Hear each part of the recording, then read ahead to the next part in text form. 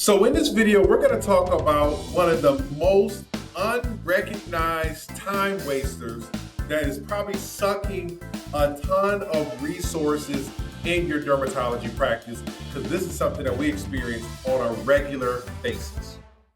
Many people discuss the importance of being efficient and maximizing your time. You hear the old saying, you only have a certain amount of time in a day and you're not going to get any more. We hear the fact that time is the most valuable resource that we have and how we should maximize our time. We're here to talk about a time waster that is so ingrained in medical practices that is accepted as the norm in such a high degree that most people don't realize that it's robbing you of tons of time, and the return is often very, very low.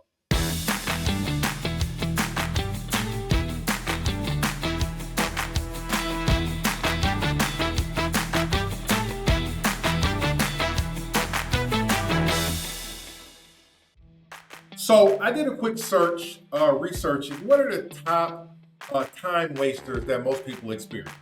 And everybody knows a lot of these. One of the key ones they talk about is social media. People are spending tons of time on social media. You go on for a few seconds, you're on there for minutes, maybe 20, 30, 40 minutes. Wasting time. People are doing this at work, people are doing this at home. So social media is one. Another one is unnecessary meetings and emails. I get tons of emails on a regular basis.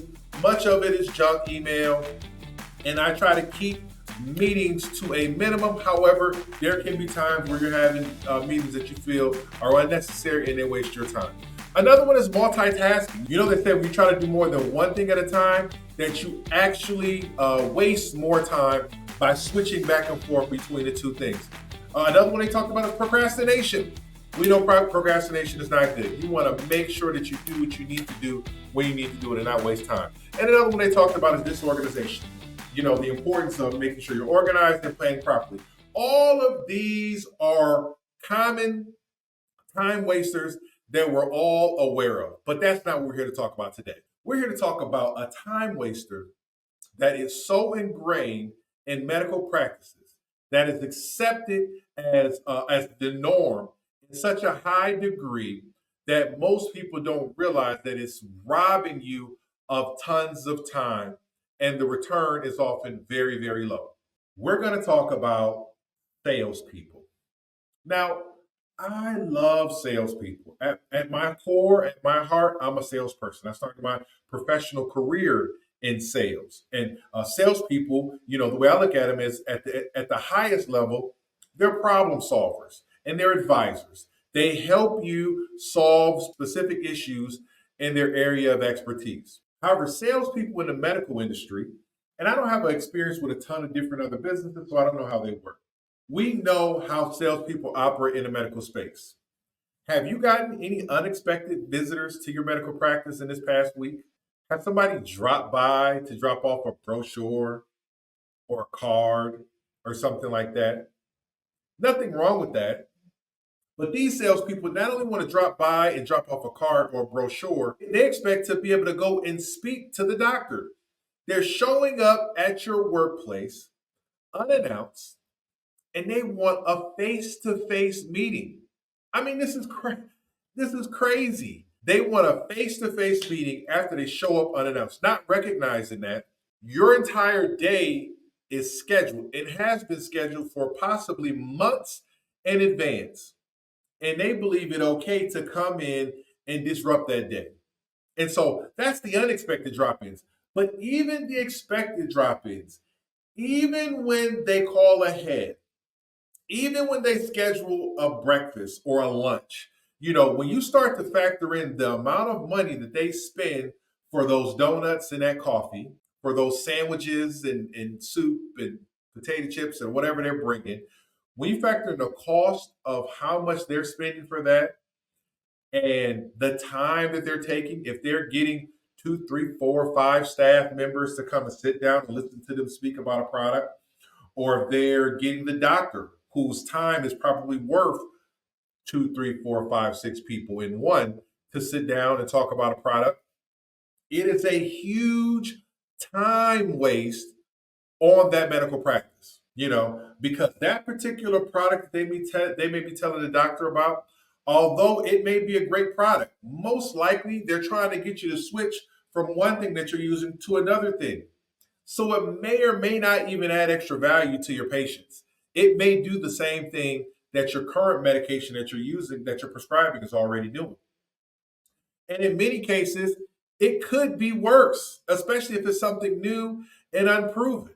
And so a huge time waste there. Another thing is people who are reaching out to your practice, whether it's emails, whether it's phone calls, whether it's leaving, filling out the form on your website to get called back. And all of these people have something to sell you. They have some life changing software subscription that if you get it, it'll lower your payroll cost, or some bookkeeping software, or something. They have something that they're attempting to try to sell you, some kind of billing service, all these different things. And if you spend your time responding to and communicating with everybody who has something for you to sell, it is going to be a huge time drain on your practice.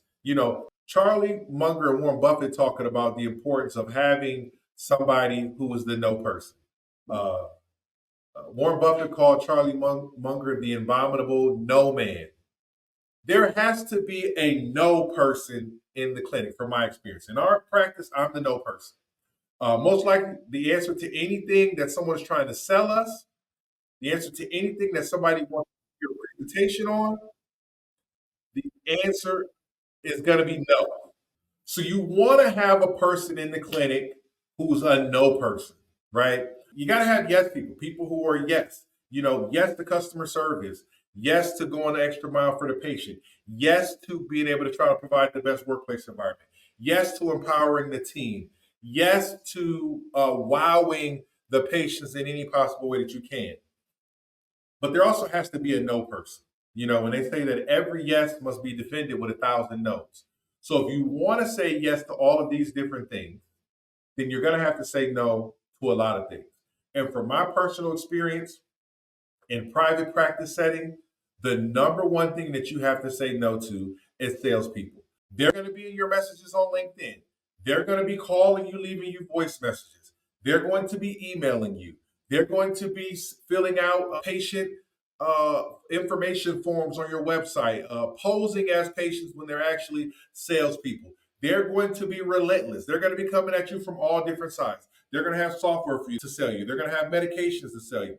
They're going to have equipment to sell you. They're going to have headhunting services to sell you. So many different things to sell you. They're going to have so many different things to sell you, and you don't have the time to evaluate and analyze every single offer and to determine if it's a good one for you, for your practice, or not. Most likely, my approach is the majority of all inbound requests. The answer is no, unless there is a pressing need that is impacting our practice, or a huge opportunity that I feel like we haven't been able to capitalize on. The answer is no. Because if not, there's always going to be something that looks more shiny. There's always going to be something that appears to be better. There's always going to be something that appears to be able to save you money or make you money, make things simpler, all of these different things. Our process is, my wife and I, we want to sit down and determine what we need to do, what we need extra. Do we need new software in some area? Do we need a different product in some area? We'll make that decision together, and then we'll go and find the people who can help us accomplish that goal. As opposed to having somebody come to us and presenting a problem that we don't see as a problem, and them trying to convince us on why we should consider it as a problem and why we should make the purchase on their product. And so, the most valuable thing that you have in your practice is your time. There's only a limited amount, and every time you allow a drug rep, a software seller, HR specialist, whomever, anytime you allow them into your practice, anytime you allow them the phone call that they want to have, the video call that they want to have, all of these things that are just going to take a quick second. Anytime you make that decision, you are investing your time. Make sure that it's an investment in something that you already see a need in, as opposed to something where they're creating the need for you and then influencing you to make a decision to use their product to satisfy their need. What other specific topics related to the business of private practice management would you like for us to cover? Please share in the comments below or reach out to us on social media or our email address, thedermbiz@gmail.com. Our mission is to create a movement of collaboration and support amongst physician-owned private practice owners. If you would like to join that movement, again, don't forget to like, share, comment, and please don't forget to subscribe.